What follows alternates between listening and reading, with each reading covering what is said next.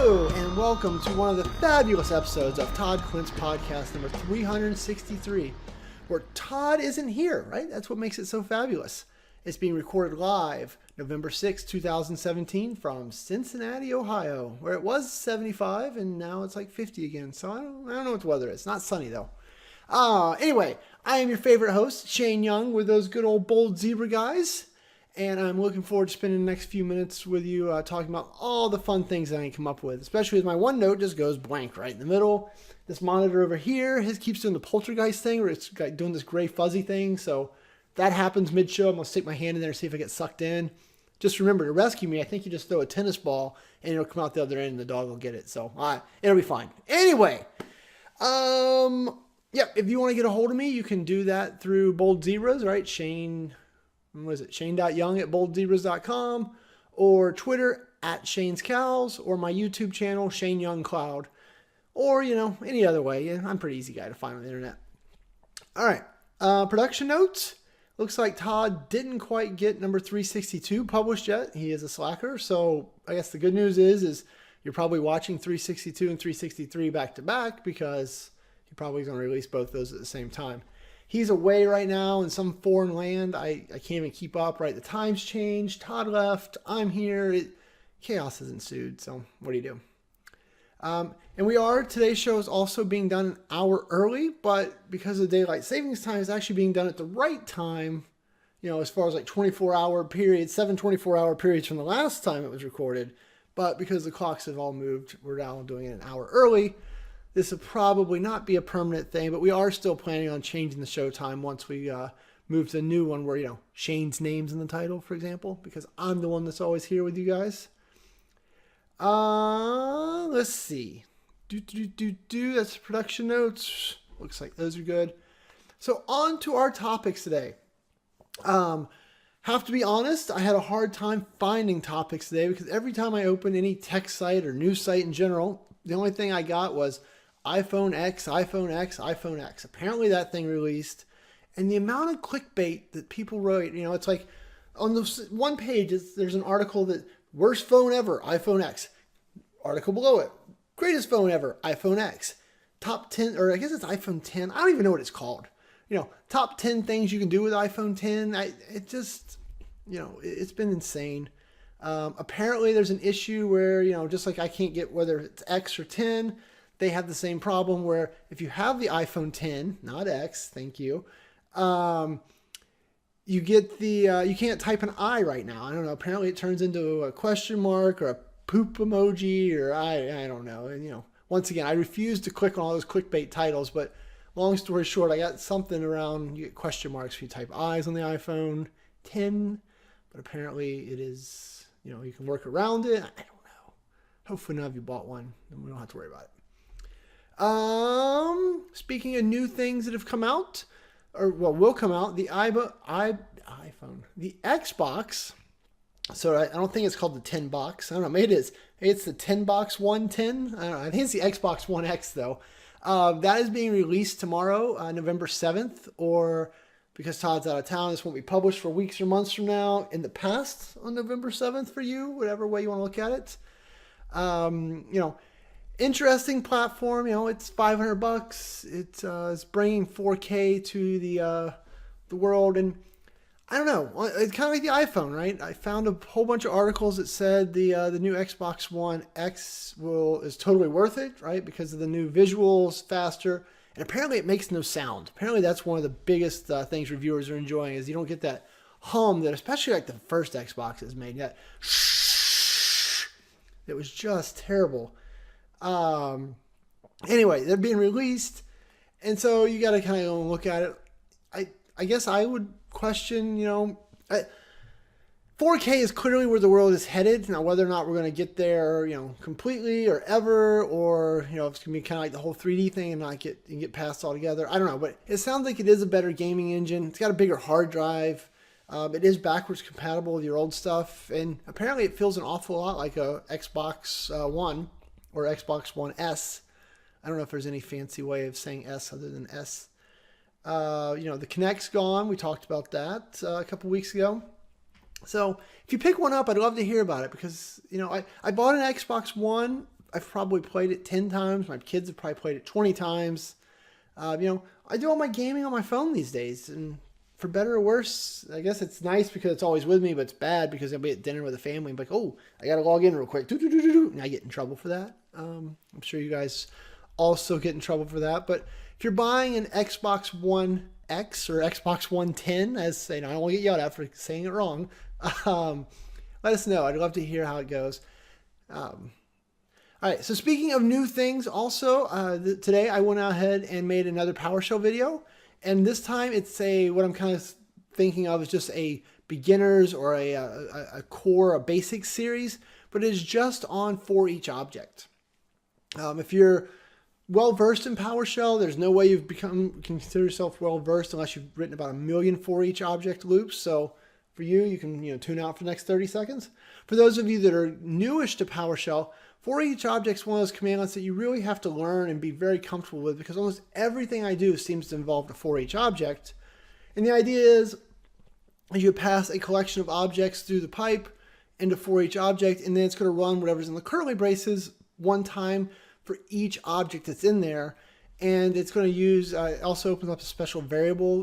We call it the fill in the blank, right? $_ that represents the current object. So you can kind of put in some pretty cool logic and iterate through different pieces of the objects as they come through.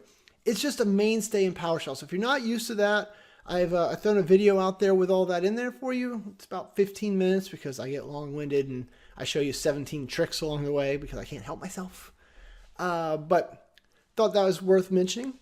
I will, though, mention kind of one of the things I talk about at the end of the video, and that is one of the most confusing parts of all this. So for each object, right, this PowerShell command I just described, there is an alias for each object called ForEach, which is annoying. You should never use aliases. We've talked about it before. They're confusing. They're hard to follow for newbies. They make your code harder to document, all that fun stuff. But the thing you also have to remember is that there is also a separate commandlet, this gets confusing, called ForEach. That's right. So ForEach with squiggly braces behind it is the alias for ForEach-Object. ForEach is ForEach with nothing in front of it and parentheses behind it is another methodology, another looping tool for going through a group of objects as well. But in that case, what you do is you give it a variable. So you say, here's my variable. And then for each object inside that variable, iterate through. So I plan on making a video on that, but I just kind of wanted to point that out there because I know it's caused a lot of confusion for a lot of really smart PowerShell people. You're like, wait, ForEach and ForEach-Object are the same thing. They're not, except in the case if you use the ForEach alias for ForEach-Object. So where you type the word ForEach, depending on if it's at the front of the line or if it's after a pipe and you're pushing in commands, it is two separate commandlets. Couldn't be more confusing. So if you have a hard time with that, I talk about that in the videos, and it's just something you should go and read and just beat in your mind. And really the key to this is don't ever use aliases. ForEach-Object does one thing, ForEach does another. We don't talk about that alias thing, and we don't get in trouble, right? Poor Dave's in the chat room. He's one of the people I had this chat with last week sometime, and he says his head is still hurting from the chaos that all this causes. And he's one of the smartest PowerShell people I know, and he gets a headache from this. So don't feel bad if you're really confused by all that. Speaking of confusing, our friends at Intel and AMD, remember, 10, 15, 20 years ago when those two fought tooth and nail over, whose processor was going to be in your computer, and it's all about, was it AMD inside, is it Intel inside? They are actually teaming up. It's kind of weird. I saw the headline. I thought, man, this must be some clickbait. Also, turned out it was a real article. But what it is Intel and AMD, they have a new common foe is really what it boils down to. And that is NVIDIA. All right, so NVIDIA, as we know, they've made video cards forever. They make great video cards. That's what's in my supercomputer. I was looking to see if I had the box. I don't know, somewhere around here there's an NVIDIA box. They make great video cards. But what happened was, people figured out that their great GPU technology for making the, video display fast and do all the things, Could also be used for certain processing algorithms.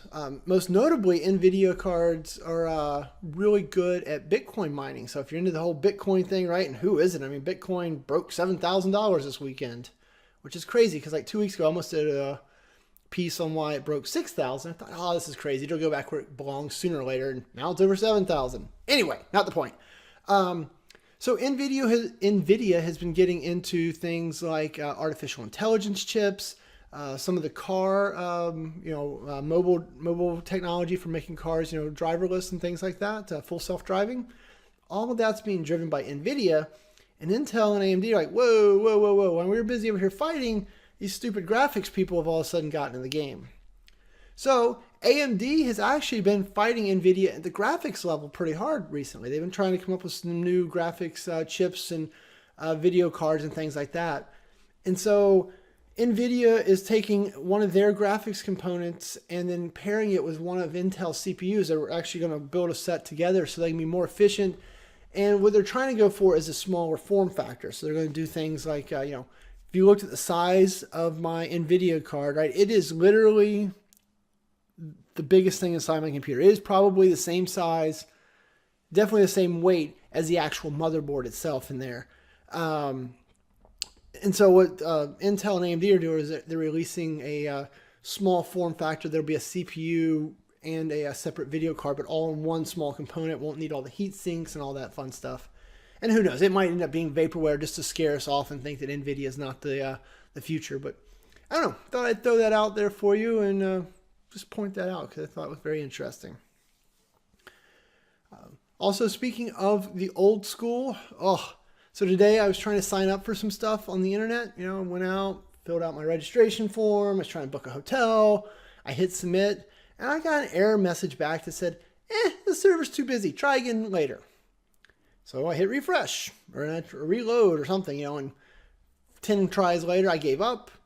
Is it 1995? That's all I want to know. Who in this day and age of cloud computing actually has a web server that is expecting, they knew how many people were going to register for this event this morning. Who didn't expect all tens of thousands of us to show up at the same exact moment and sign it up? If only there was a technology that did elastic things and stretched. I was really annoyed by that. I don't understand how anyone gets away with it, right? I feel like Peter Griffin from the Family Guy grinds my gears. Because it did. It grinded my gears. And so then I ended up, I waited a couple hours because I got tired of hitting refresh every 10 seconds. It was kind of like the old days of Ticketmaster. It's their tickets, it's their tickets, it's their tickets, it's their tickets. So I gave up. So I finally got registered about 3 hours later. Got a crappy hotel in the process. What's even worse, I think I'm going to have to share that hotel room with Todd Clint. Moment of silence for me.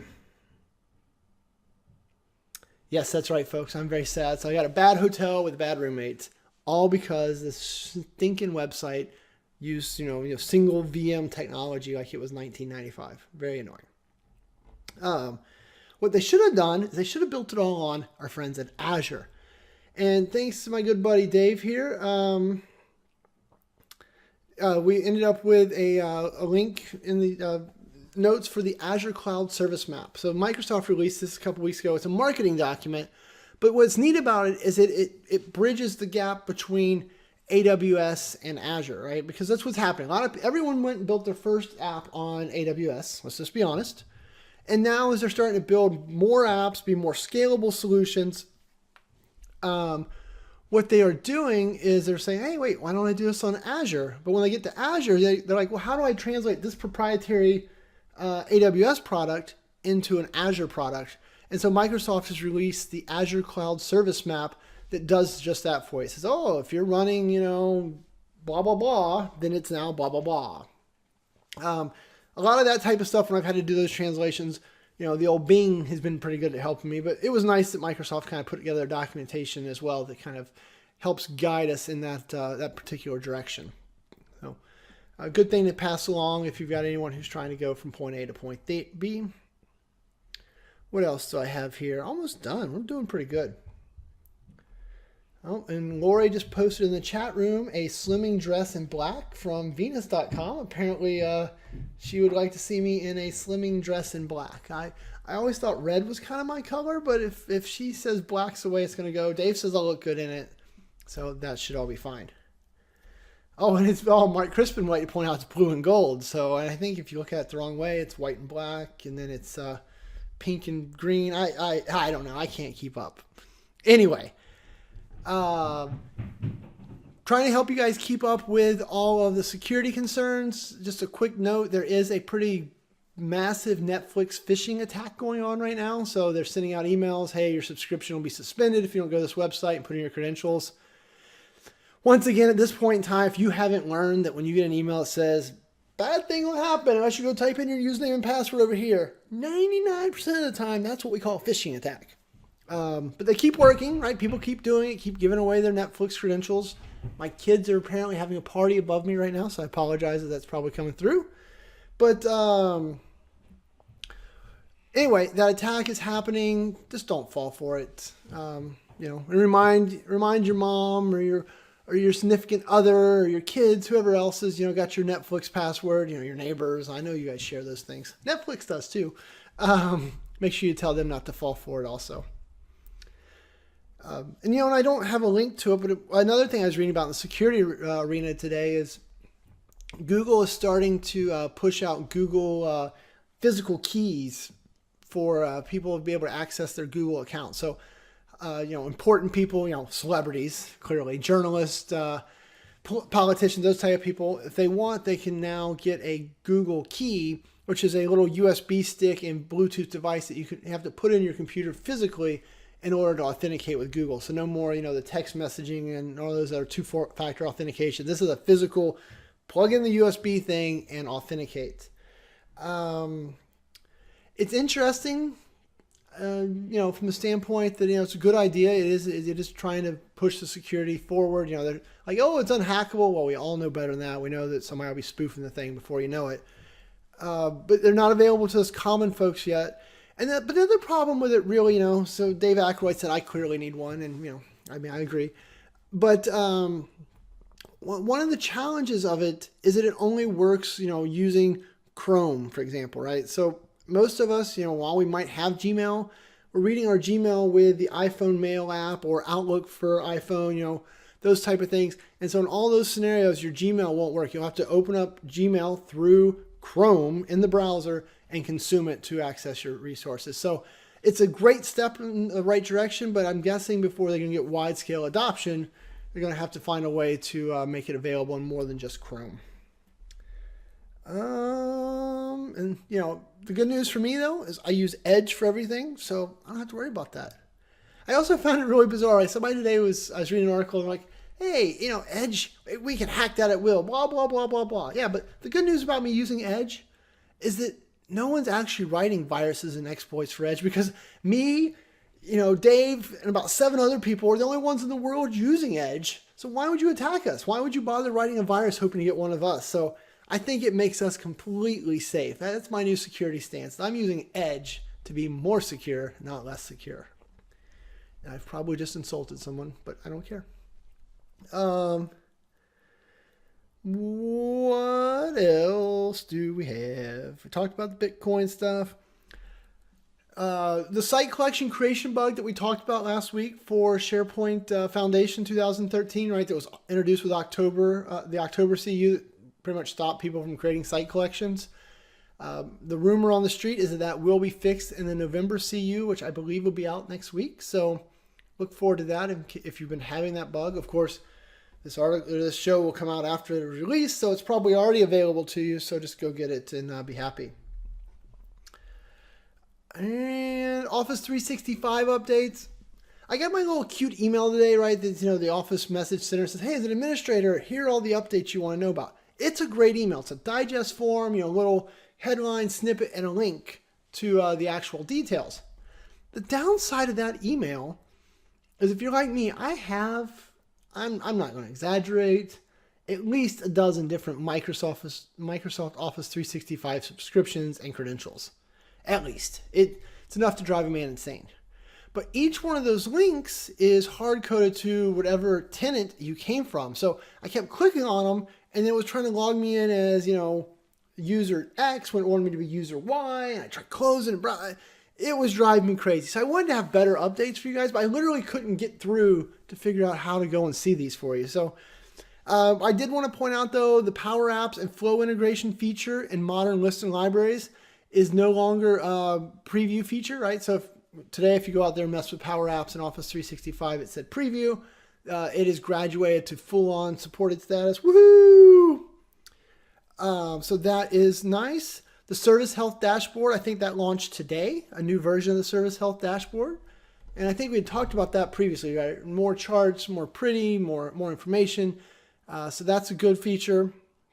And there was a whole bunch of great updates. And like I said, I wasn't smart enough to get in there and see them. All right. I think that's all my updates. Man, we're only like 20 minutes in. Woohoo. See, the shows are shorter, better, smarter, better looking when Todd's not here. Shameless promotions. Next week on 11/14, I will be speaking at the Cincinnati PowerShell user group. I forgot all about it until today, so that's why I put it on there. But they are going to be streaming the show or streaming my presentation live via their YouTube channel. And so I have a link to that in the show notes here. I'll also probably tweet it at the last minute if I can. But if you want to listen to me talk about how to use PowerShell with SharePoint Online, geared at a PowerShell audience, not a SharePoint audience, that'll be happening next Tuesday, 11/14. I think it's at 5:30 p.m. Eastern Time. Then 12/5, so December 5th at 6:30 p.m. California time, right? It's also called Pacific time. I'll be doing the same presentation for the Southern Cal SharePoint user or SharePoint PowerShell user group. So that should be fun. And then finally, the last thing here is remember May 21st, Todd and I will be at the SharePoint NA conference, right? SharePointNA.com. We have already been set up to do or it's already been announced that we're doing a post-conference all-day session on SharePoint administrator stuff, right? The old Todd and Shane show back. That'll be very worth the price of admission right there. We'll also, hopefully, knock on wood, I won't knock on wood so you don't have to hear it on the mic, but knock on wood, we'll be doing a few sessions throughout the week as well to spread the SharePoint goodness. Hoping to sneak a couple PowerShell ones in there because, in case you haven't noticed, I'm pretty obsessed with PowerShell lately. That's why I like Dave so much. He's a PowerShell guy too. I think that's it for today, folks. So hopefully you have enjoyed all of the fun and excitement that the show was. If you need anything, you can hit me up on Twitter at Shane's Cows. And if not, I'll see you next week. Thanks. Have a good day.